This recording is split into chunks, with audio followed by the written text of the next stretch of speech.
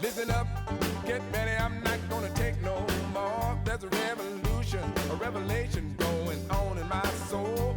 Buckle up, get ready, we're not gonna sit back. Welcome all you citizens of the world. I'm Michael James, and it's time for another edition of the Live from the Heartland show. So it's time to take the chain from the brain. It's time we get back in the people's game. Time we move it from the lower level to the higher, from the shallower to the deeper, from the one-sided to the many, and from the abstract to the concrete. This is our show for the week of May 16th, 2025. We're recording a couple days early. I've got two wonderful guests coming on. I'm going to have Thom Clark, one of the producers, sometimes host of this show. And then I'm going to have the people's lawyer, Jeff Haas, who wrote that book, The Murder of Fred Hampton. So let's just start off a little bit on in memoriam.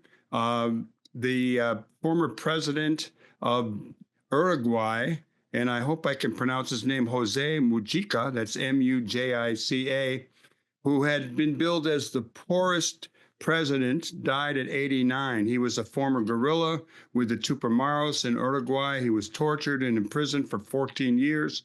And instead of a presidential motorcade, he would drive his Volkswagen Beetle to work. People loved him.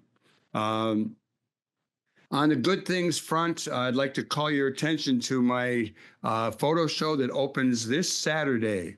After some of you heard the show on Saturday morning, you may want to go down to Undercover Books at 1232 West 103rd Street in Washington Heights. And that's from 4 till 8. And I have an exhibit with a number of new photographs up. On the bad news front, I'd like to just call people's attention once again to the ongoing war in Gaza, the U.S.-backed war by Israel on Gaza.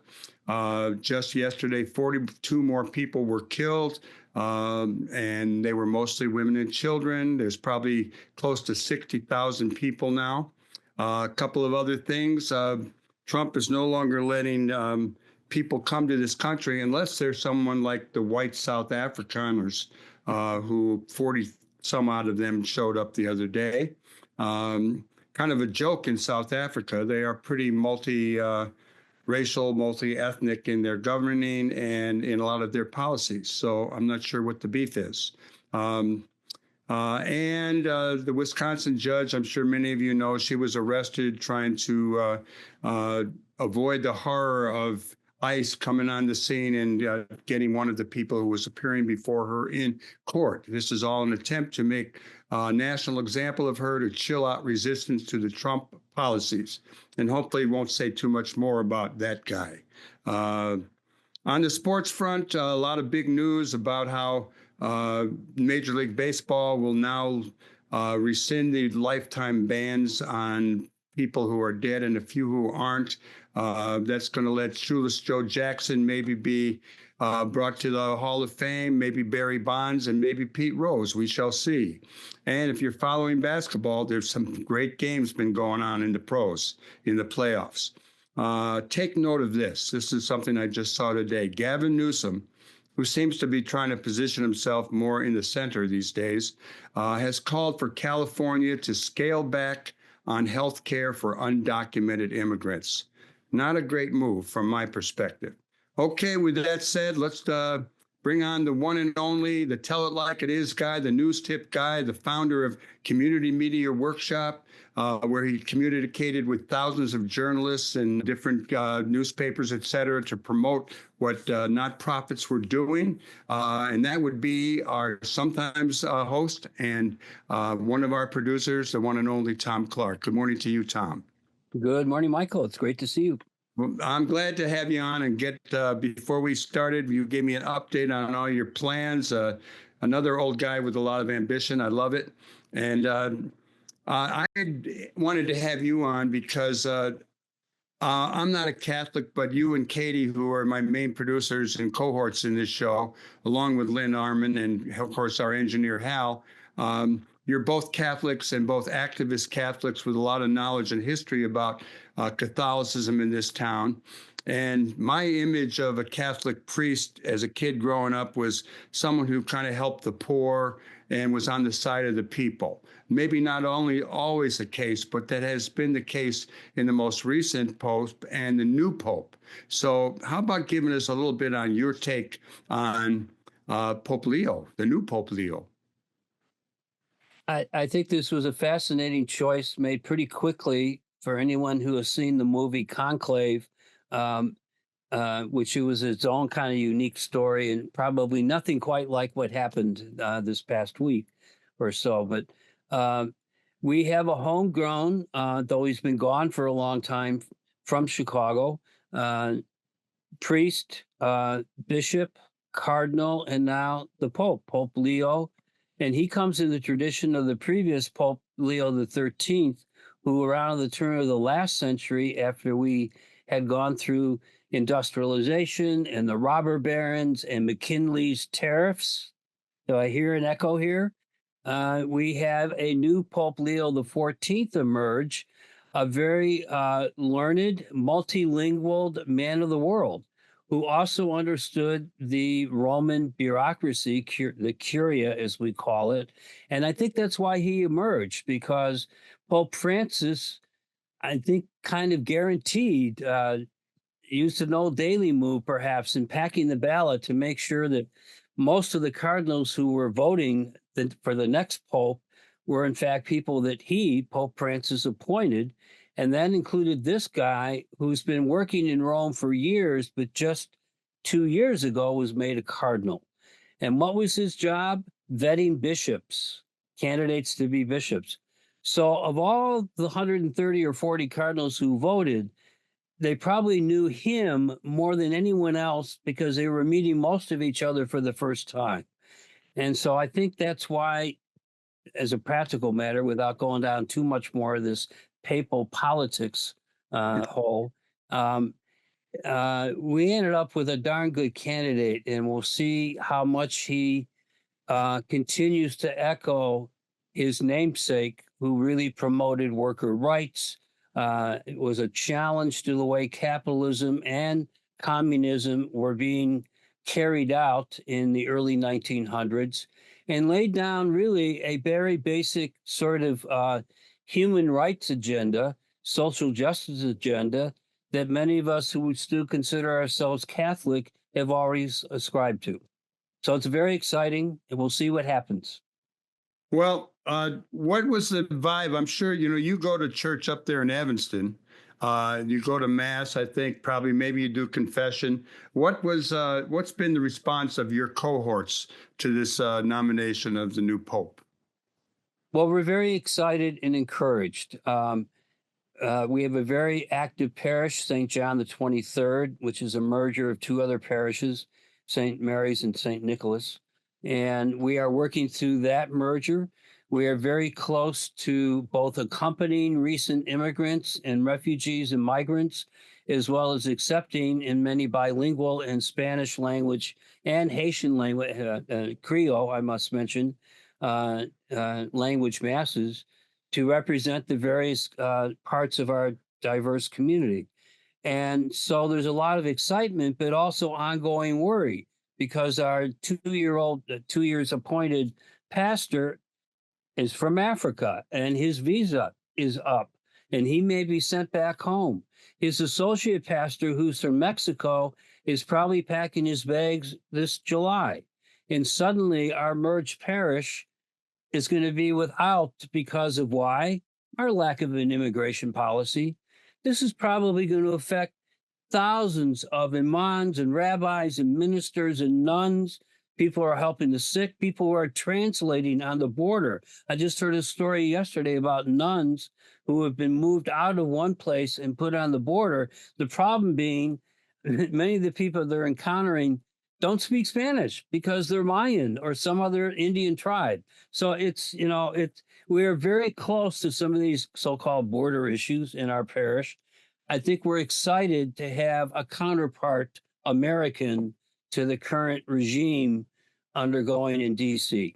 How much do you think that him being kind of opposite of the current U.S. leadership in our government.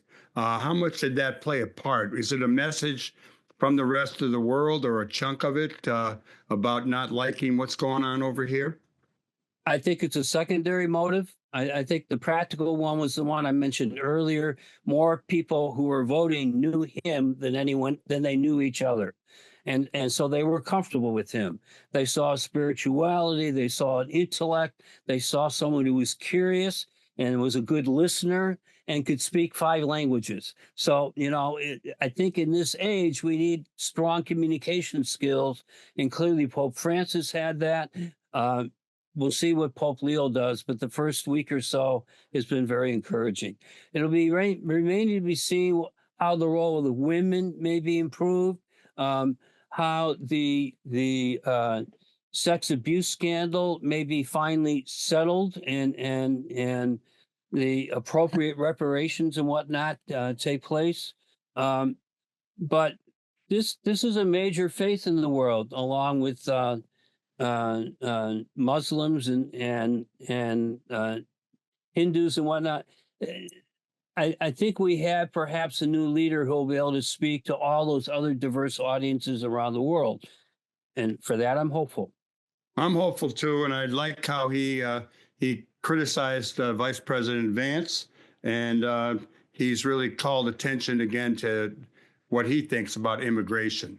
So we're going to hear a lot more from him. I'm going to call people's attention to a short piece that was in the Observer, observer.co.uk, an opinion piece where the title is Intimate and Humane, Pope Leo is True Son of Chicago. And I know you're a Cub fan, and the Cubs are doing better than the Sox, but I'm really glad that the new Pope is a White Sox fan. I'm very excited too. I've always considered myself a Chicago baseball fan. Me too. And I grew up with a lot of night games at Comiskey Park.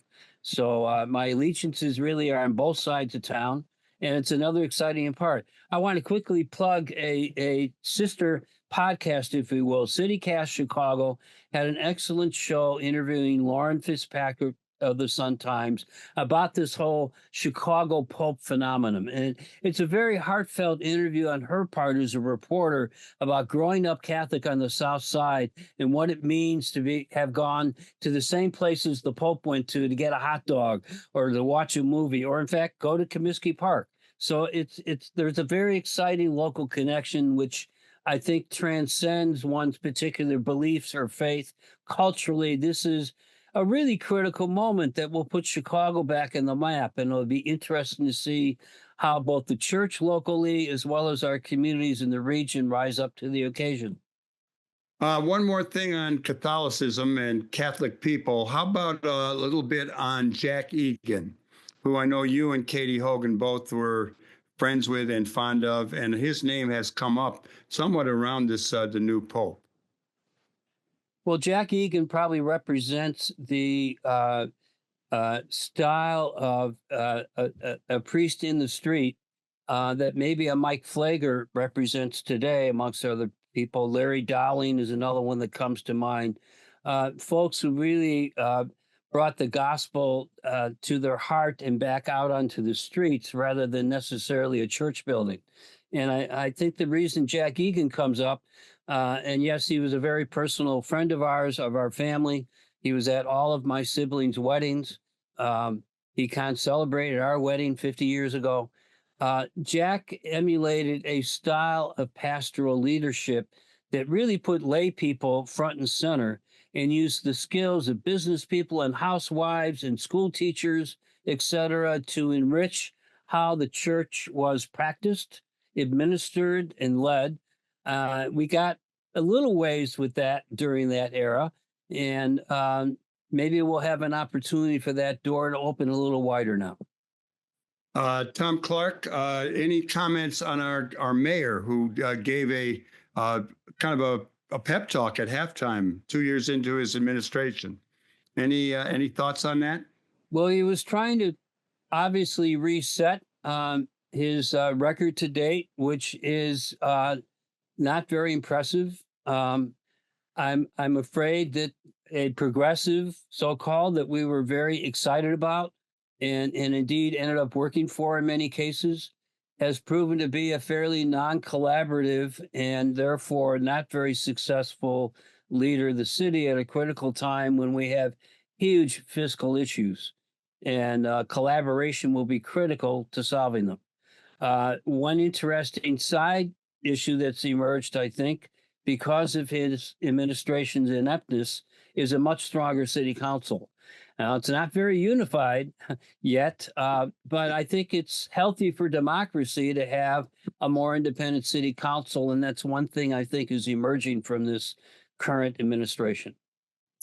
One of the things about you, Thom, is you like to focus not only on the global, but on the local, as well as surviving in the city, with getting reliable news, encouraging people to take action where and when they can. How about what's your take on Rogers Park these days? What's your take on surviving the city in these difficult and trying times?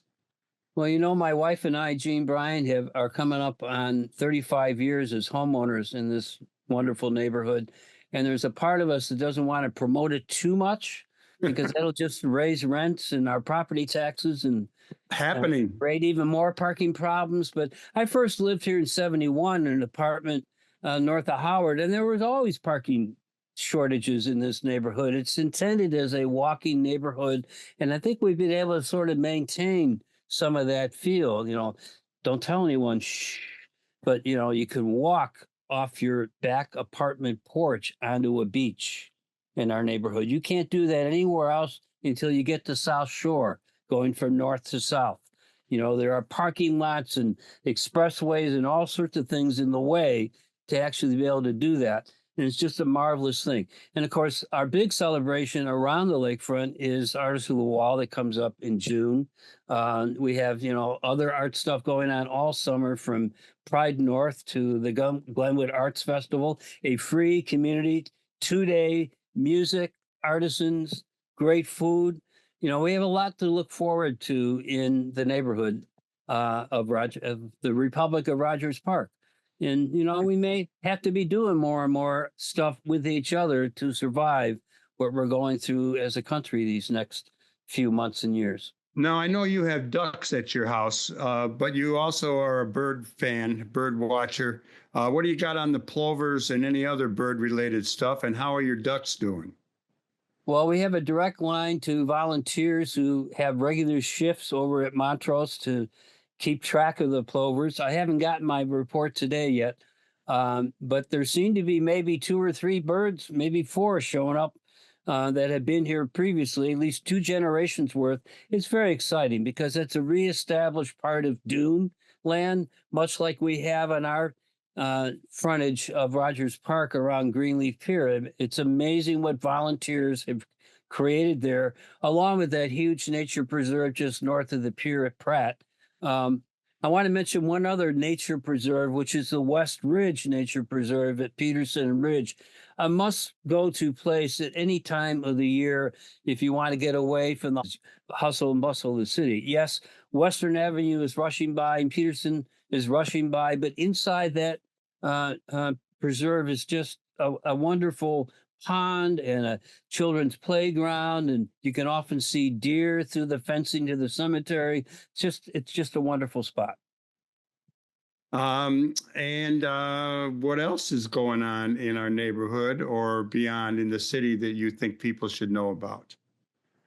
Well, I find it curious that the life preservers that our neighbors got installed after at least a year-long battle with the Park District. Some neighbors took to themselves installing life preservers after we had a tragic drowning. Well, part of that building up of the sand dune, by the way, the largest beach I've seen in 15 years, I think we'll be enjoying this summer, with maybe a double sandbar, which doesn't always happen on this side of the lake. But those newly installed, I think just 2 years ago, orange life preservers are almost buried up to the rings. That's how much the sand has built up around the volunteer planted dune grass in front of the playground and by the old cafe. The old cafe's had to dig itself out to have a walkway around the windows this summer. You're talking about the former Heartland Stand in the Sand, which is now called Bluebird or something? Yes. Yeah, it's a great spot. They've done a It's a great great job. spot, and those folks have really fixed it up, and they seem to have overcome some of the challenges with the park district leasing process, and are looking forward as soon as it warms up, maybe this weekend, they might be open, and we'll see what happens. Thom, you, in addition to observing what's going on here in the neighborhood, you also are participating in an investigative project called the Investigative Project on Race and Equity. And you've been on the show talking about it before, but it's also something you just got some rewarding you with an award. Tell us a little bit about the project on race and equity. I'm a private volunteer and co-founder of this organization. Probably one of the best things I've done since retirement. This young group of journalists has just won for several stories they did last year, the coveted Peter A. Lisagor Award. We won 3 of them, 3 out of 4 that we were nominated for. It was very exciting to see these young journalists be honored by their peers. This is a peer-judged competition, which makes it a very potent recognition that this young organization is really producing in a collaborative way important journalism that other news outlets want to pick up on and co-publish with us. And so we've also developed a very interesting journalism model in this time of ever-shifting media landscape, and are training the next generation of data-driven investigative journalists. It's very, very exciting. Tell me a little bit about what you've discovered in that project. What are some of the highlights? Well, one of the stories that got attention was the difficulty Black homeowners in particular have in getting home improvement loans to fix the roof in the home they've lived in for 30 years because their neighborhood was a formerly red line, formerly affected by housing covenants in the history of Chicago's discriminatory housing development.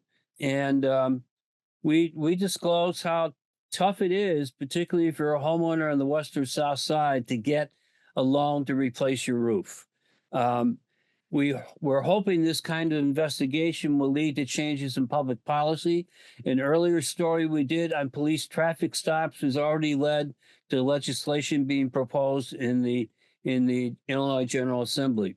So what we try to find through public record seeking is data points that will help back up the stories we're hearing from people in neighborhoods like Englewood, where some of these stories in particular emanated from.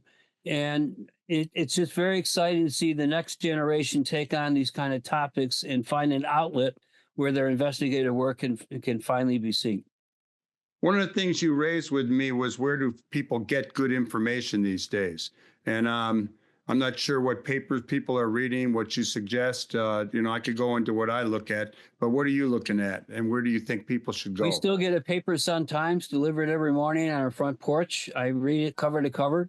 It doesn't take as long, unfortunately, because it's shorter and thinner. But I think it's important to support local journalism. I read Charlie Myerson's Chicago Public Square every day, 10:04 a.m. It's out there with all the headlines pertinent to Chicago everywhere you go. I'm not a big podcaster, but I check out not only Live from the Heartland, but if I haven't seen it when it's broadcast, or listened to it, but also CityCast Chicago that I mentioned earlier, I think is a really bright, intended for a younger audience, Michael. I got to warn you about that. But it's a very entertaining 20 minutes or so of Chicago-oriented topics of the news, public policy, culture, arts. It's really CityCast Chicago, a very good place to go.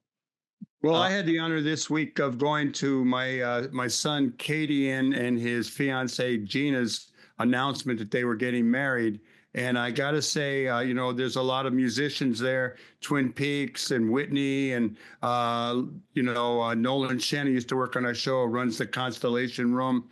I ran into a lot of young people there. and I've invited them to come on the show. So Wonderful. hopefully we'll have a lineup. Now, the last thing, I've got about 20 seconds. There's 1 million people vying for Dick Durbin's seat here in Illinois. I know we weren't going on politics, but you got any little lean or any information?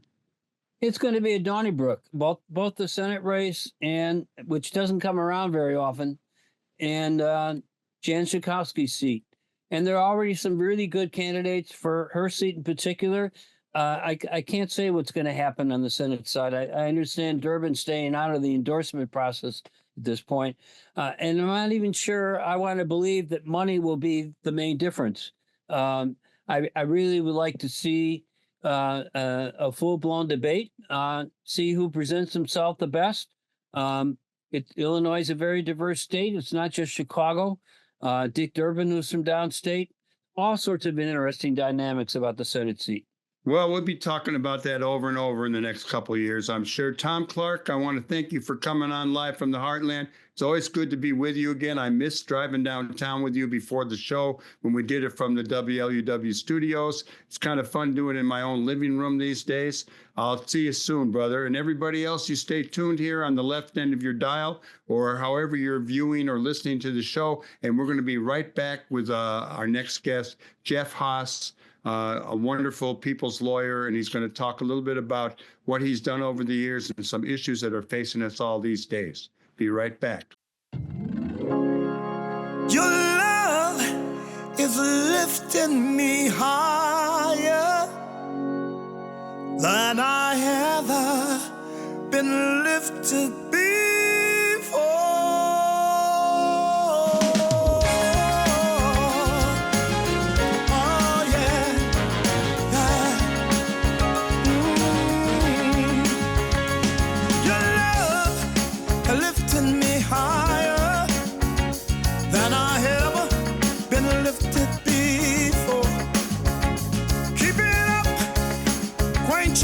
Desire, I'll be at your side forevermore.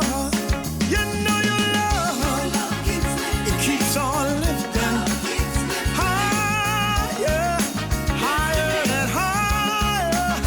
You know your love. Welcome back to Live from the Heartland for the week of May 16th in the year 2025. And my next guest is someone I've known for a long time from back in the Rising Up Angry, Black Panther, Young Lord, Rainbow Coalition days.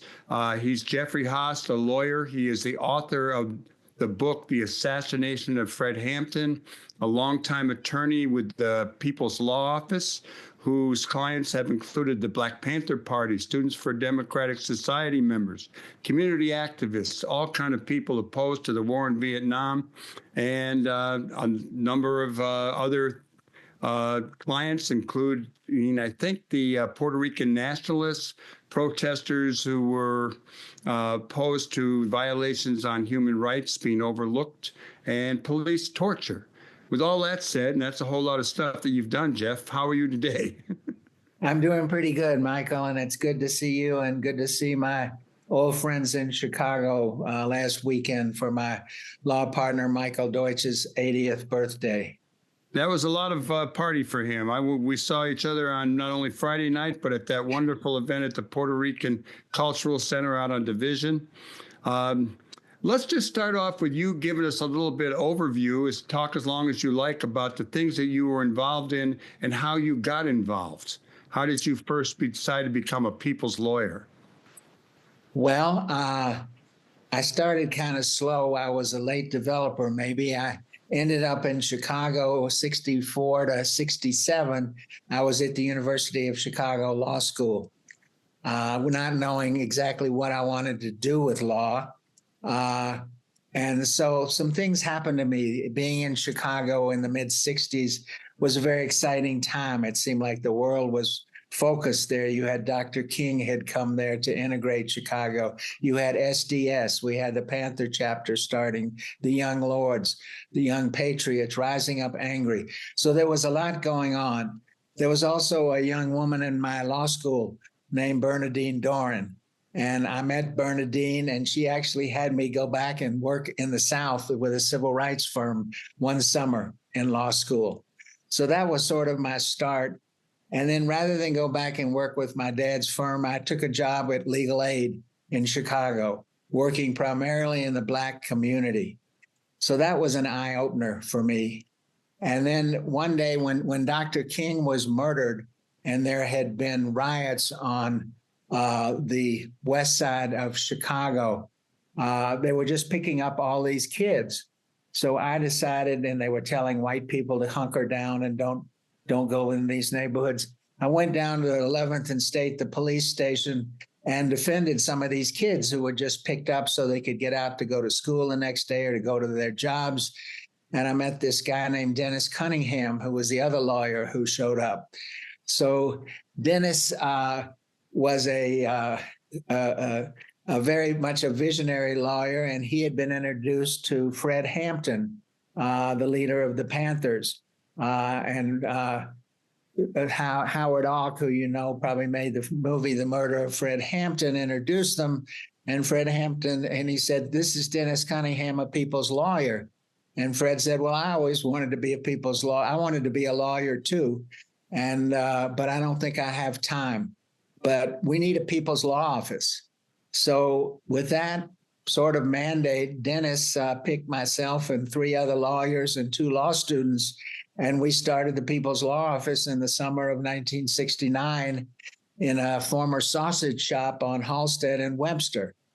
And it was very active in those days because we represented the Panthers, the Young Lords, Rising Up Angry, SDS, the Weather People. Almost from the day we opened, we were really busy. And we learned a lot about the courts and a lot about repression because these people were getting busted for selling newspapers, for being at protest. And there was a Puerto Rican, Manuel Ramos, who was murdered by the police, and there was a march around that. So I sort of got stuck in, but wanted to be in the middle of it. We also had people who had been arrested at the Democratic Convention in '68. And then 3 months after we opened our office, I had just been at the Panther office, and the Panthers were trying to buy their building because they were getting evicted because they had been attacked so many times by the police. And then at 6:30 in the morning on December 4th, my law partner, Skip Andrew, woke me up and said Fred Hampton had been murdered in his bed. And he said, I'm going to go to the apartment. And I said, what do I do? And I said, well, 3 of the survivors are in the Wood Street police station. You can go talk to them. And so I went down and met, at that time, Deborah Johnson, who was Fred's fiance, who was in bed next to him. And she told me the horrible story that the police had come in shooting. When there was a lull, they had pulled 2 people out of her bedroom, had walked in, and one cop said, is he dead yet? And then she heard 2 shots, and another cop said, he's good and dead now. And that's how my, I guess, commitment increased substantially as we began a lawsuit for 13 years to uncover what happened to Fred Hampton. Flint Taylor and many other people from the People's Law Office pursued what we thought was a case against the Chicago police, and it turned out the FBI was very much involved, had provided the police a floor plan of the apartment where Fred, including the bed where Fred and Deborah would be sleeping. So I think that case and knowing Fred was the beginning of my, it was a pretty strong introduction. And from that time on, we started doing civil rights cases. We represented some Panthers in Southern Illinois. And we met the people in Marion prison, and we became very involved in prison work. I also went to Attica a couple of days after the rebellion there and talked to some of the men and heard the horrible conditions and the killings that were done there after they had taken over the prison. So that's sort of how I got involved. And indeed, some people say what a great commitment, but it was a real privilege to meet the leaders of these groups. Of course, Fred Hampton, Cha-Cha Jimenez, the leaders of you and the Rising Up Angry folks, the SDS leaders who I've maintained a friendship with. So I've continued, and I worked at the People's Law Office from '69 to 2001 when I moved to New Mexico. Well, yeah, it's a lot of history there, and it brings back the memories. Dennis was my lawyer from my first bust, and he's sorely missed. He passed away about a year ago, a little longer maybe. But he was quite a guy, and it's really good. I didn't really know the part that was Fred Hampton was the one that encouraged you all to start the People's Law Office. But I remember that law office, and I remember all of you, and I'm so glad that so many of us are still around and doing that stuff. You went on and wrote a book about Fred Hampton called The Assassination of Fred Hampton. I know you've been on Live from the Heartland years back where we talked about the book. What was it like for you to shift from being a lawyer for all those years, probably close to 40, and then becoming a writer? And did you go back to school and study writing, or did you just go for it? Well, writing had not even been exactly my forte, even at People's Law Office. But of course, we did write briefs. But you could practice law for a long time, and you'd never write a scene where somebody walked into a room and had to describe the expressions on everybody else's face and the reaction. So I was going to write it sort of like a narrative. And Bill Ayers, who's a friend of mine, has been a friend for a long time, said, why don't you do what I do, go back to Bennington? So I did, and went back to Bennington at age 60 and got an MFA in creative nonfiction. So I wrote it as a memoir, not just, I recounted the events, but made them personal. Not only what did you see, but how did you feel? What did you think? What was it like to experience, to see Deborah Johnson that morning after Fred had been murdered, or to get a jury verdict in that case finally, or to spend 13 years fighting that case? So I wanted to give people a sense of the times and what it felt like, as well as what happened. And it was a challenge, but it was really good. And they did teach me how to write in a very different way, in a personal way. So I really like that. As a civil rights lawyer, I really hadn't had time to put that whole story together.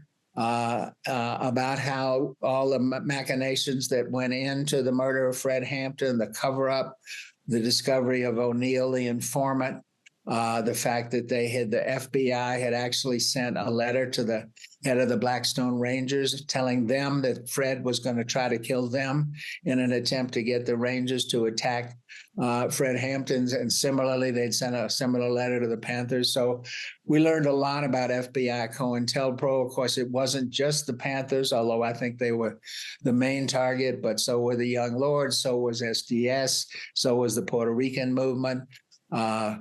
So anyway, I learned a lot. As they said at Bennington, if you don't learn as you write, nothing learned for the writer, nothing learned for the reader. So in writing the book also, I think I understood things better.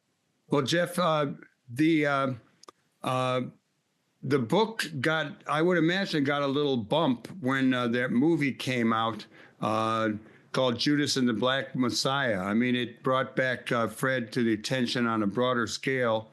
And I'm just wondering if that's true, that was there a renewed interest in the book? And then actually, what's your take on that movie, and how is it worthwhile? Is it, there's a lot of different views on it. Yeah. Well, the book got a big jump with the Black Lives Matter movement, and then also when the movie came out. And so a lot more interest in Fred Hampton and the Panthers. I learned, I guess it was a little bit a fault. It was actually my book that I learned that got the people interested who actually made the movie, even though we got no credit for it. The information that we learned in this case was the basis for the movie. I'm glad that it was made. I'm glad that people learned more about Fred and the Panthers and what a dynamic person he was. I have some reservation that O'Neill was elevated to the equal of Fred in a certain way. It makes a great story, like Othello and Iago, sort of the villain and the hero. But I don't, I don't agree with that. Another thing I think, and you can't do everything in a movie, but I think one of the things lacking is, well, two things. One is you didn't get a sense of the youthfulness of the Panthers. They were 20, 21, 22. The actors were 30 and they were great, but it was that was missed. And the other thing you didn't get a sense of is, where did Fred Hampton come from? His family, his mother had migrated from Louisiana. His mother was a Union steward. A lot of his strength came from his parents, from his history, how his parents met. And, you can't do everything in a movie, but Fred didn't just come from nowhere. He came from a Black history, a migration, a movement. And that's something I think after Fred was killed, Flint and I spent a lot of time with the Hampton family. I actually went back to where Fred's buried in Louisiana and spent some time with his mother and father and sister and brother. So there's a fuller story. So I'm glad the movie was made, and I hope people dig further and learn more about the Panthers and what they were about. And of course, as you know, they had the Breakfast for Children program. They had a health clinic. They sold newspapers. And they were very, very popular. And also, Fred's murder changed the politics of Chicago. I think until then, many of the Black politicians had been totally beholden to Daley, the mayor. And when Fred was killed, many spoke out, including Harold Washington and others who hadn't done that before. So I think the coalition that came together that objected to Fred's murder of Black people, the Black community, and liberal white people had a big influence on the city. So studying that, it was really interesting too. Yeah, no, this is good. Real briefly, because I want to go on to some other things, but are you still writing? Are you doing any more books? Are you doing more memoirs? I have not done any more books. I regret that I did not take more advantage of some of the things that I learned in Bennington. I have written articles. I have continued to do law. Having moved to New Mexico, I think issues of environment and indigenous struggles have also come into kind of the law that I've been doing. My last case was representing the people who took down a conquistador statue in the middle of Santa Fe at the plaza that had the engraving to the soldiers who killed the savage Indians. And so that was what I've done. And then more recently, I and it was the Panthers for me. And then we did a lot of work in the Central American movement with Iranian students, with ACT UP in Chicago, really learned a lot, the Puerto Rican community. And more recently, I've really done work around Palestine and trying to raise the issue of the occupation, the apartheid, and now the genocide that's going on there. You were just in Baltimore at the Jewish Voice for Peace at their national convention.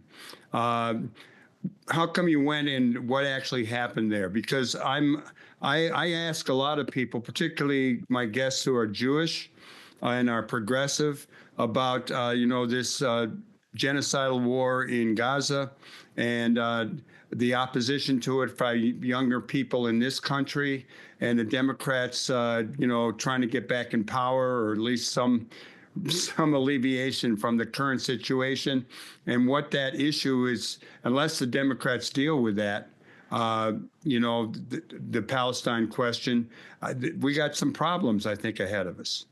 Well, there's a huge gap between what the populace, particularly the Democrats, but even the Republicans, some 70 or 80% of Democratic voters are opposed to keep giving military aid to Israel and supporting the genocide that's going on in Gaza. And yet our elected officials, and of course Biden was an example of that, are still, many of them are clinging to this idea of it's political suicide to oppose what Israel is doing in Gaza and in the West Bank now. So I went there because I thought JVP has been particularly effective as soon as after October 7th, when this fear came out about Palestinians. As a Jewish group, they occupied Grand Central Station and spoke out and said, "Not in our name." And that's particularly important. I have a history, in a way. My grandfather defended Leo Frank, was a Jewish man who was lynched in Georgia. And my grandfather represented him. He was lynched after being hung and after being framed up for what was supposedly a ritual murder. When the governor of Georgia actually pardoned him, or at least commuted his sentence, a lynch mob from Atlanta came. And my temple was bombed also in 1958 when my rabbi honored Dr. King in Atlanta after he won the Nobel Prize.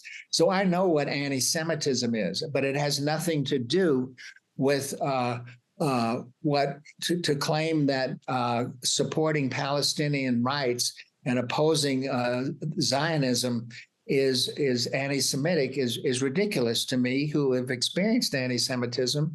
And I think that's one of the things that's made Jewish Voice for Peace very effective, because they say, not in our name. That is not our religion.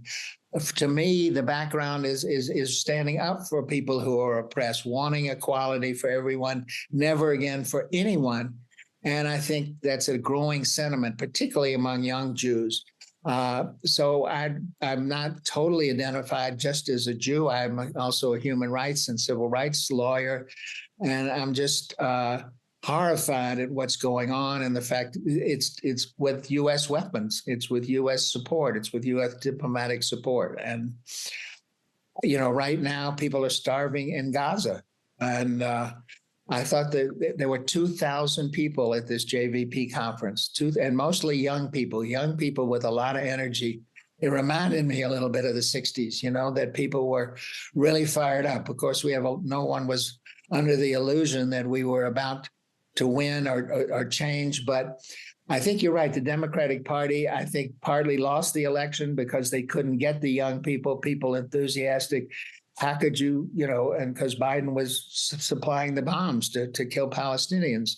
So it's going to be a fight in the Democratic Party. And I hope the young people and the progressive people take over and win that, because I don't think the Democrats are going to can claim any moral high ground as long as they're supporting this war. Well, that's good, Jeff. How about a little bit more on how being anti-Zionist does not mean you're anti-Semitic, and maybe the role that the current administration in Washington is involving this whole question of anti-Semitism to kind of crush up, protest. Well, Project 2025 lays out the idea that let's stop free speech and protest against what the U.S. and Israel are doing. And so let's weaponize anti-Semitism and say that standing up for Palestinian rights is anti-Semitic. Zionism is a philosophy.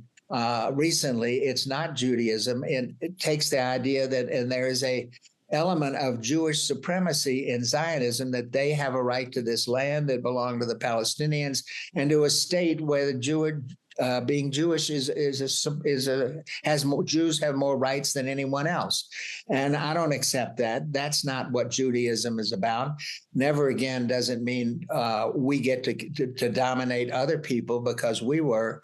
And I think it's really taking on that. And there's many groups, including a rabbi in Chicago named Rabbi Rosen, I think, who's really spoken out very clearly. And JVP is now deliberately anti-Zionist. So I think to be anti-Zionist is to be anti any group having a superior right within a country. You can't have a democracy and then have one group, whether it's an ethnic group or a religious group, have superiority. So we separate Judaism from Zionism, actually feel like they're contradictory. Much of the history of Zionism was actually created by Christian reactionaries who didn't want Jews in England and the U.S. It wasn't, it isn't the history of Judaism that we're proud of or that we think is really being Jewish.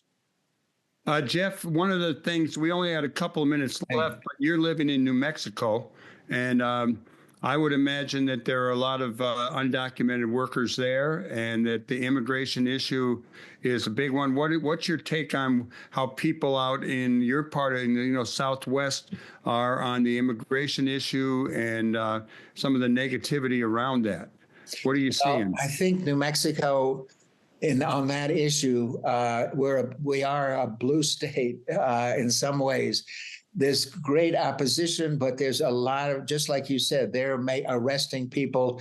They're using our prisons, filling them up with people who are ICE arrested, and they're trying to deport.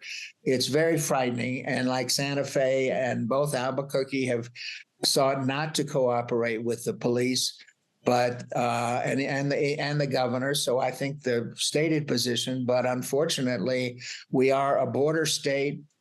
We have a border, and now they've declared 100 miles belongs to federal jurisdiction. So there are a lot of arrests in New Mexico. They're putting them in prisons. They're deporting people. It's very, very scary. And people who don't have citizenship and people who speak out, Palestinians are very wary of speaking out because they have friends and relatives who might get the repercussions, or they won't be able to go back. So we're trying to do that and not put people in jeopardy, but trying to raise the issue. We're having tomorrow is the anniversary of the Nakba from 1948, the expulsion of Palestinians, which basically has continued for 77 years. I'm sure there'll be protests in Chicago too. But it's gotten to the point where it's gotten more beyond apartheid to ethnic cleansing to another Holocaust to a genocide. And so we have to speak out. And I think the future for any moral person is to join and to protest what's going on in Palestine right now to Palestinians. Well, Jeff, you're a hell of a guy. And let me just ask you, what do you do for fun and to stay in shape? I still get out. I play pickleball 3 times a week. Good. That's a lot of fun. And I'm not sure my days on the tennis court are over, but pickleball is really a lot of fun. And I enjoy that. Thank you.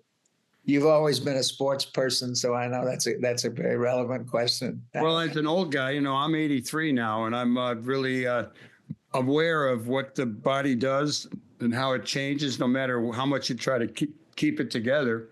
And I also think it's important for people to, the progressives a lot of time ignore sports and badmouth sports. Some of them do. I think that's always been a mistake. There's a lot of progressive things in sports.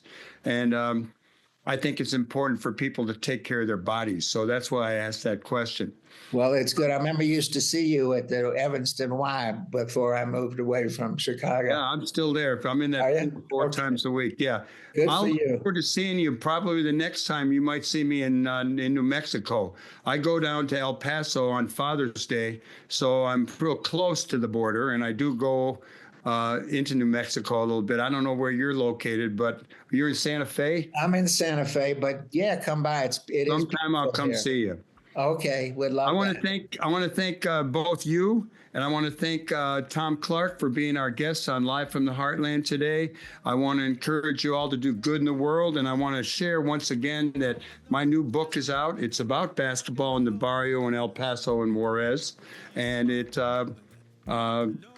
just came out, and I have a new photo show opening up. I'll be at the opening on the 17th from 4 to 8 at Undercover Books at 1232, I believe, 103rd Street. Far away from the north side, but I'm going to be there.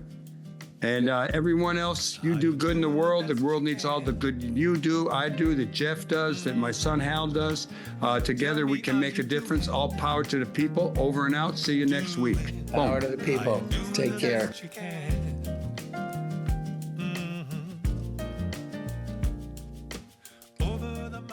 We want to thank you for watching the Live from the Heartland show.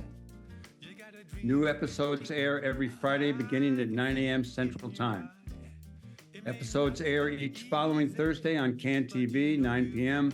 in Sweet Home Chicago on Channel 21, or streaming everywhere else at cantv.org. Audio episodes go live on WLUW each Saturday, 9 a.m. on the left end of your dial at 88.7 FM or streaming everywhere worldwide at WLUW.org. They're available on Apple and Spotify podcasts by looking up Live from the Heartland on either platform, and are also broadcast on Lumpen Radio each Friday at 9 a.m. on 105.5 FM and streaming at lumpenradio.com. I'm Michael James, and I'm glad to have been your host. Until next time, remember, do good in the world because the world needs all the good that you do, that I do, that we do together. All power to the people. Over and out. Come to limb. Are you doing the best you can? Tell me, are you doing